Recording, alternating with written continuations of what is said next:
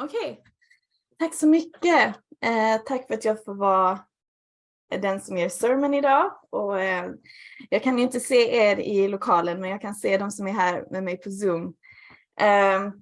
Nu kan jag se er, okej. Så jag hoppas att ni kände någonting med den sången som jag valde.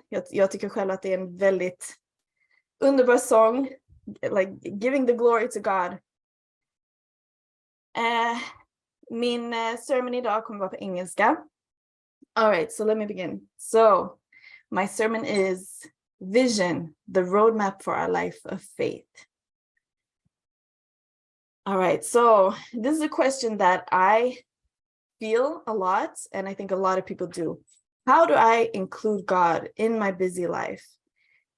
And as for me, maybe you know that I've recently become a mom of 2 kids, and so there's always things happening around me. I'm also building a coaching business, and so literally it's a really busy season in my life. But I still want to include God, right? I want to live my life for God. And so when we think of living our life for God, or like dedicating something to God, maybe we think of something like this. Like that's the ideal scenario that I think of like, being in a secluded place and having that time alone with God in prayer and communication. But it doesn't often happen when there's so many other things going on. And so I realized, maybe it's okay, because ultimately what matters is vision, and that's what I'm going to talk about today.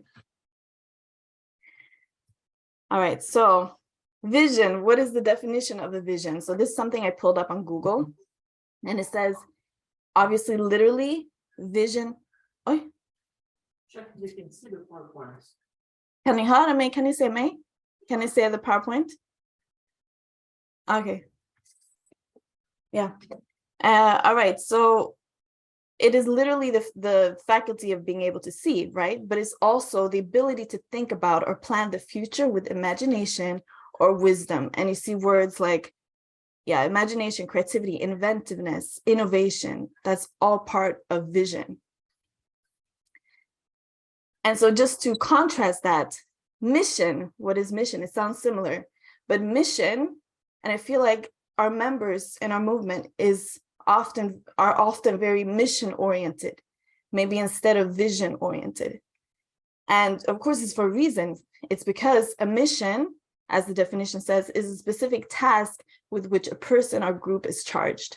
And so we need to be mission focused to, listen to our central figures and to do the task at hand. But I think we also need to be vision oriented in our lives.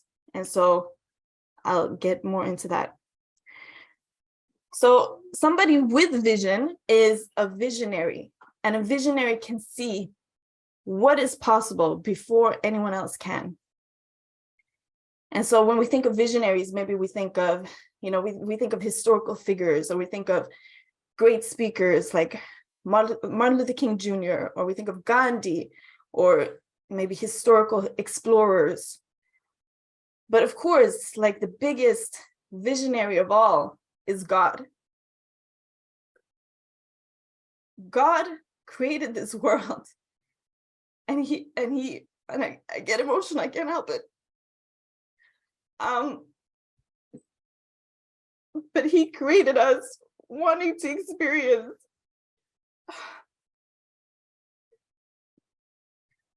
that true object partner of love. And it wasn't possible because of the fall. And so, along with God, the greatest visionaries that I can think of are true parents, right? And so, true parents, think about everything that they have accomplished, the vision that they've had in order to do all the things that they've done in our movement. this is them when they were young. They came from North Korea, this country, one of the poorest countries in the world for a long period of time, Korea, right, at the time. And even though they're more than 30 years apart in age, they both experienced war. They both experienced famine, and they had this longing for peace. And poverty, and all the things that they had experienced in their lives. And when our movement was founded in 1951, when your father started his activities and built the church, thank you, this is what our church looked like, made from mud and cardboard boxes. Whew.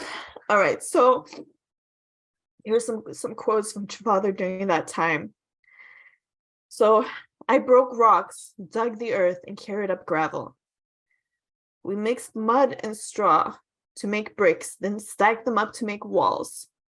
We got some empty ration boxes from an American base, flattened them out and used them as the roof.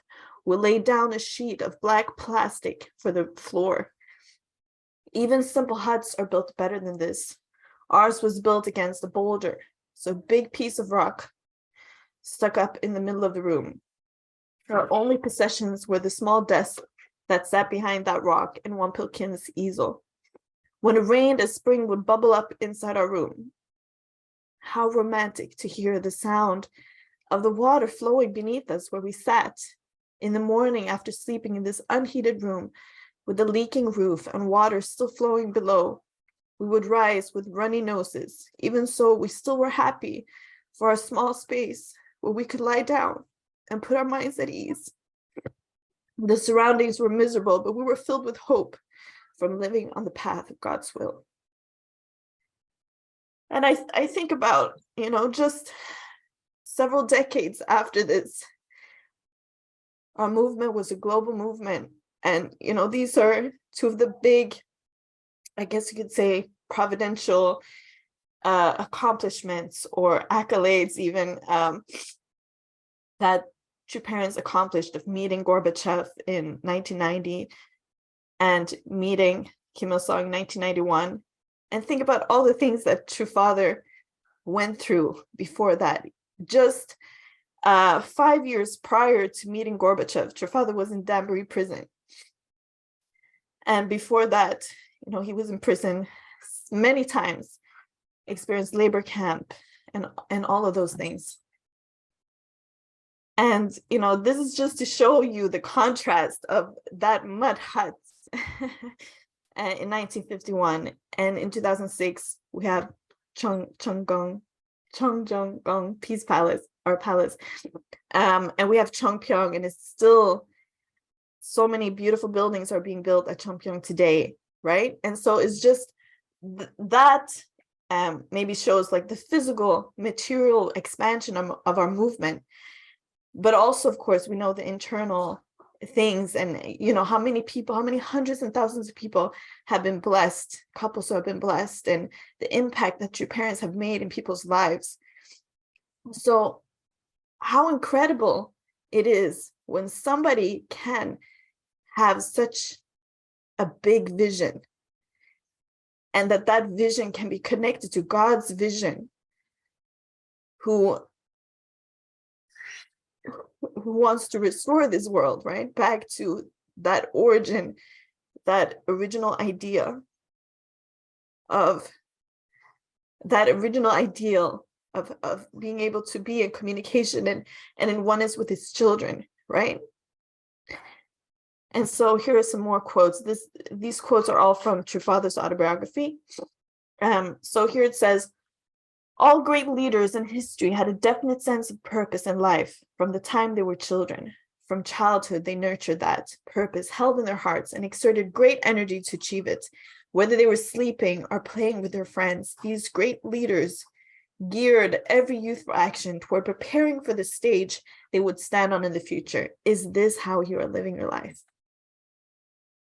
We're all created to be great men and women. God did not send us into this world without purpose. When God created us, he invested his complete love into each person. So we are all created for greatness. Because God exists, we can accomplish anything. So your Father, he's not just talking about himself, right? He's literally talking about each and every one of us.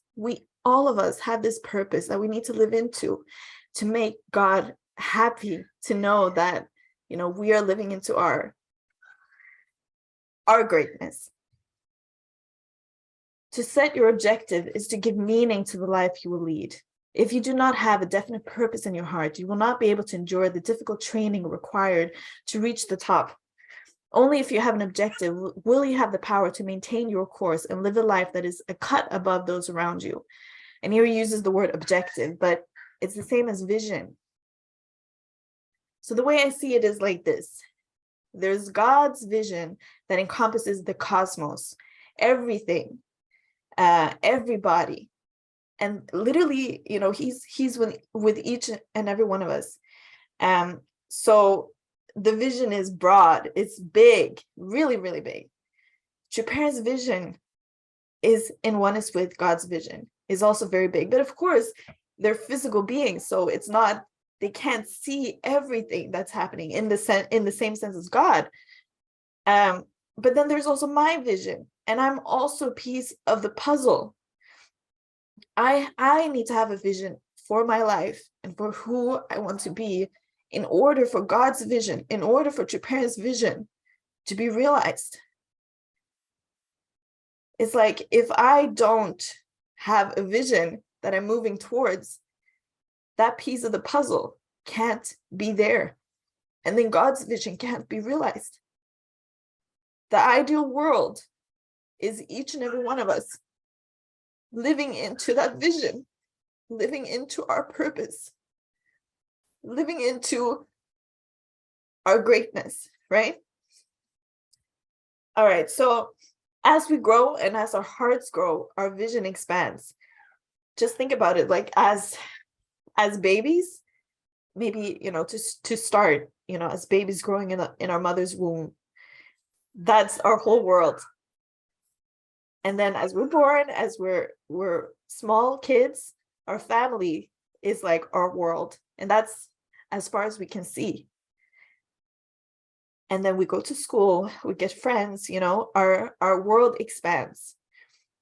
We start developing skills as children, as small young individuals. And we think, oh, maybe I can learn to play the piano and I can get really good at that. You develop talents. And in that sense, our vision is growing. We become a couple, and then we start to think, oh, what can we accomplish together? Who can we be together? What can we do together? What type of family can we have? And then we have a family. And then it's like, okay, our vision expands even more. What can we do as a family? What's the legacy I'm going to leave to my kids? What are we going to create for other people?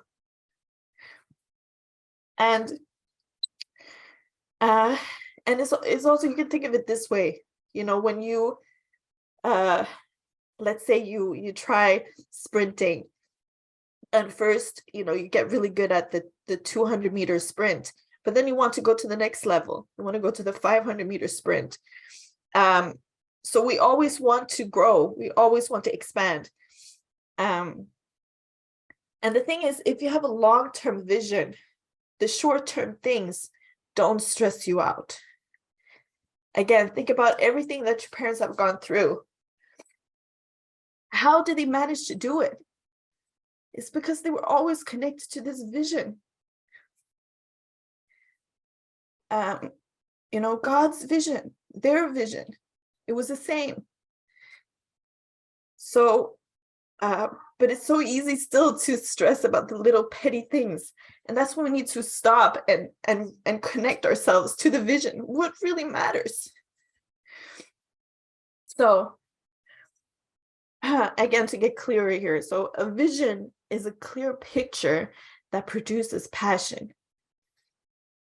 So literally think of a picture, like what is it that you want to create, what's in your heart. And a vision gives significance to the present. You know, I'm a mom, right? I have 2 little kids. And so it's hard work. I don't sleep much, you know, change a lot of poopy diapers, breastfeeding, all of the things when they're sick, you know. But I'm connected to the vision. I'm not just changing a poopy diaper. I'm not just breastfeeding. I'm raising the next generation. Like, these are God's children that I have been blessed to guide and love. So a vision gives significance to the present, whatever it is.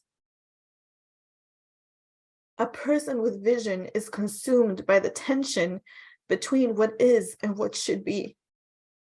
Again, think of your parents. You know, there were always, there's always this drive. What's the next thing? Where are we going?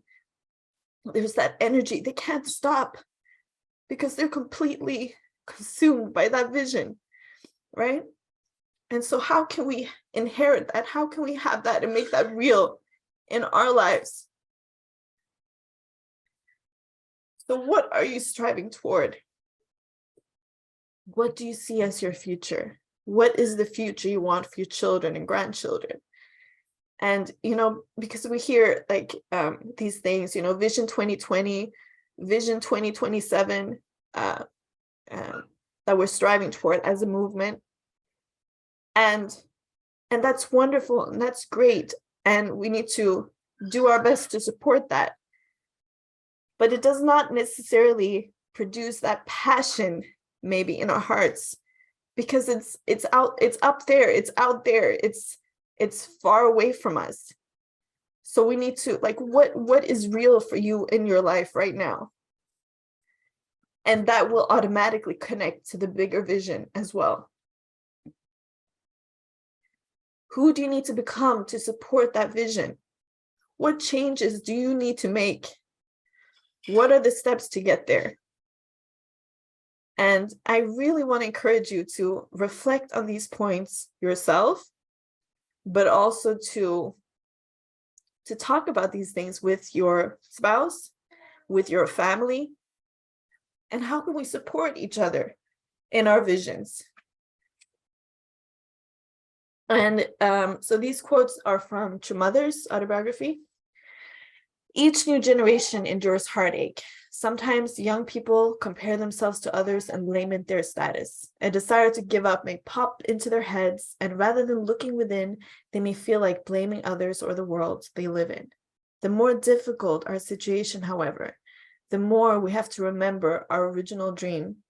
Especially in our younger years, we face countless temptations, endless concerns, and unbounded desires. The only way to manage these is to have a strong will, and this means having clearly defined objectives. Your parents like to use the word objectives, but I would say it's the same thing as having a vision and then figuring out the steps to get to that vision. So again, the question, how do I include God in my busy life? I think, you know, God is at the center of the busyness of my life. If I can remember why I'm doing what I'm doing, like with each action that I'm doing, if it's connected to that vision, everything has significance.